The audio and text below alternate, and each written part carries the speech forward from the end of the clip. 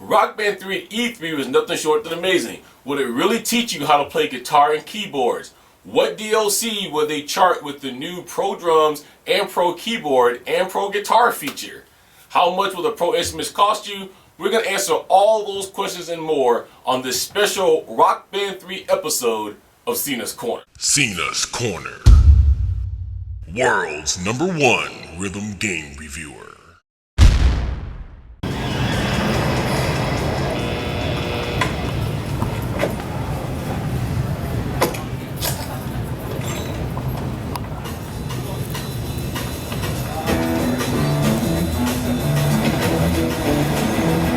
You know the day destroys the night, night divides the day. Try to run, try to hide.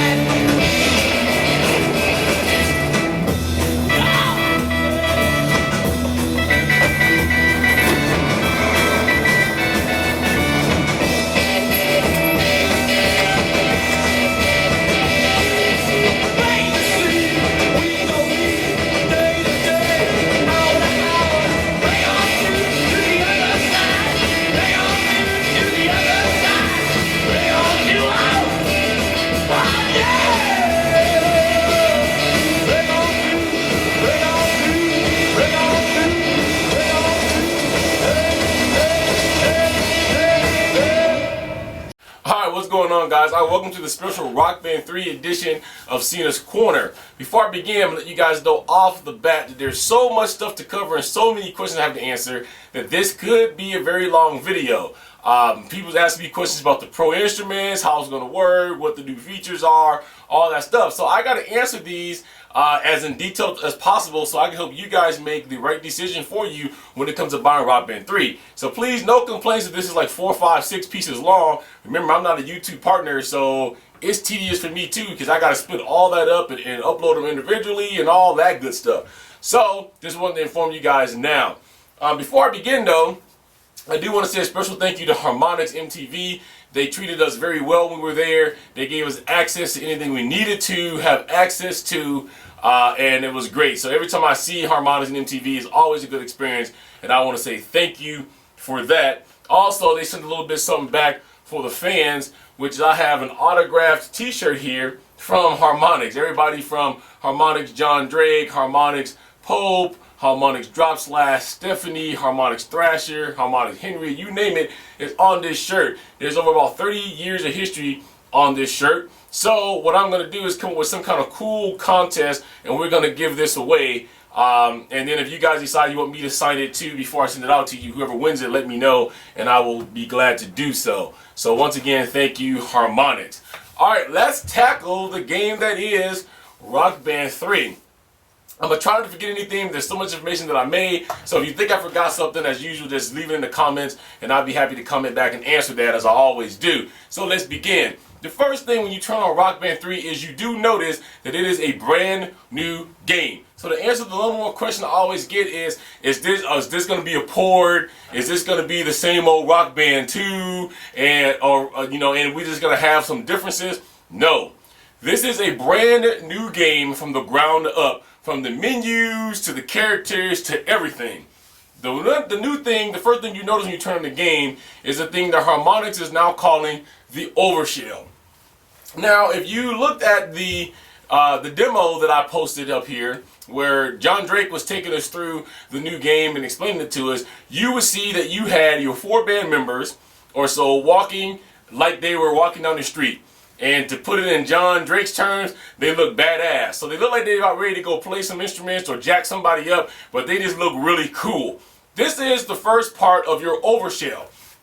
So if you want to kind of compare the overshell off the bat visually, just in your mind, to Rock Band 2, let me take you through that. When you turn on Rock Band 2 and you select a mode other than just quick play, so let's say you go into career or tour mode, or you go into band quick play, as you know, you select if it's local or live on Xbox Live, and then it throws you immediately into what is called the practice area, okay? I like to refer to it as the green room or the backstage room, because this is kind of like what the rooms kind of look like depending on where you're playing at. If you're in a band, you have your little couch and they bring you your food or whatever you need. Okay, well, that's where you are, and that's where you're stuck, and this was called a matchmaking screen.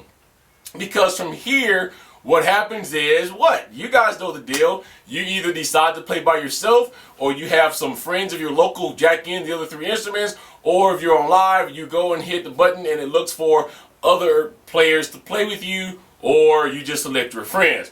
So they've dubbed this the matchmaking screen. Well, even Harmonix kind of knew that after a while that got kind of old.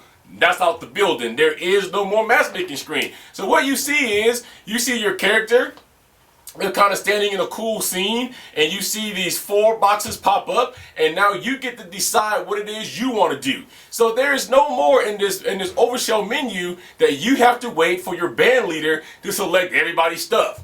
It's individual. So if you have a drummer, you have a keyboardist, and you have a singer, those individual people get to go into their own options menu and set up what they want. So if you want lefty mode on, that's there. If you want to turn on the pedal so that the pedal's a hi-hat pedal, it's there. So that's just for the drummer, and then the basses and the guitars and the singer does the same thing, and it stays and it saves. So you have your individual stuff, even down to the level you want to play on, the difficulty. And so it's right there. So as a band in Rock Band 2 right now, what happens is what? You pick the song, it goes right to a screen that tells you name of the song, what you got. 4 boxes that represents all 4 of you, and then you have to pick right from that screen if you're gonna play expert, your hard, easy, medium, or whatever. No more of that. You select that from the beginning of the screen, and it whips you in, and now you're ready to play the game. The overshell also changes the animation that you see when you have a loading screen.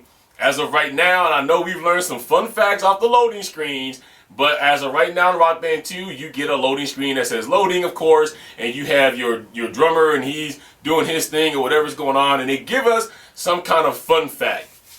Whether it's about a Harmonix band, or whether it's about the band that you're playing, or whether it's if you're missing notes, how to do that, whatever. That's out the building. No more loading screens. So basically what you're going to see is you're going to actually see your guitarist start jacking in his guitar to the amp. You're going to see the singer adjusting his microphone. And by the time you get through this animation, boom, your song begins and you're ready to play the tune. Now, I think Harmonix did this because it's quicker, it's easier, it's more animated, and it's more visually pleasing to the eye. How many times have you guys sat there and said, I just wish that this loading screen would hurry up, and maybe you were really jacked up to play the game, but you looked at that loading screen for the last 60 seconds, and now you're just like, I'm not really jacked to play this song.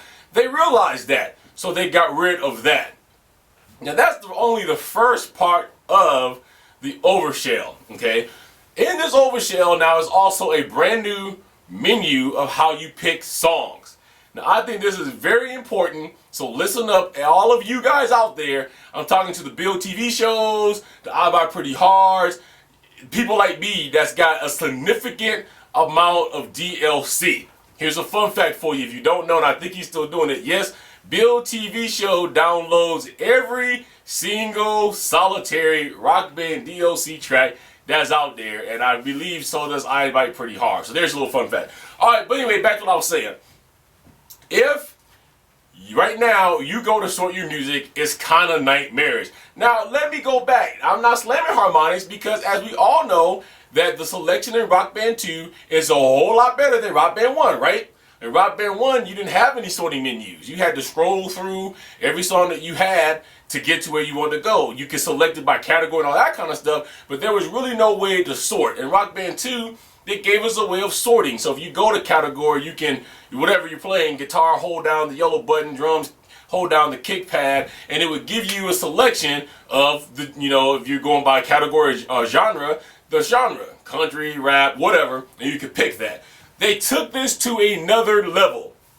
And one of the ways you can sort now is one that I have talked about before, and I want to say thank you, Harmonix, because I don't know if you listen to me, you always had this plan, but however it got there, I'm glad that it's here.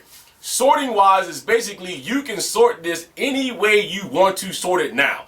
There is just no certain way. So let's say you do have a ton of tracks. You pull this up and you say, well, I really don't want to play for a very long section today. Let me get all the shorter songs that's in here. You can go into this menu and you can select to tell Rock Band 3, I want you to give me all the shorter songs I have. If you want to be more precise, say you're in the mood to play 80s music. I want to play all the short songs from the 1980s. You can do that, and it will give you a list of every short song that was produced and that you own from 1980.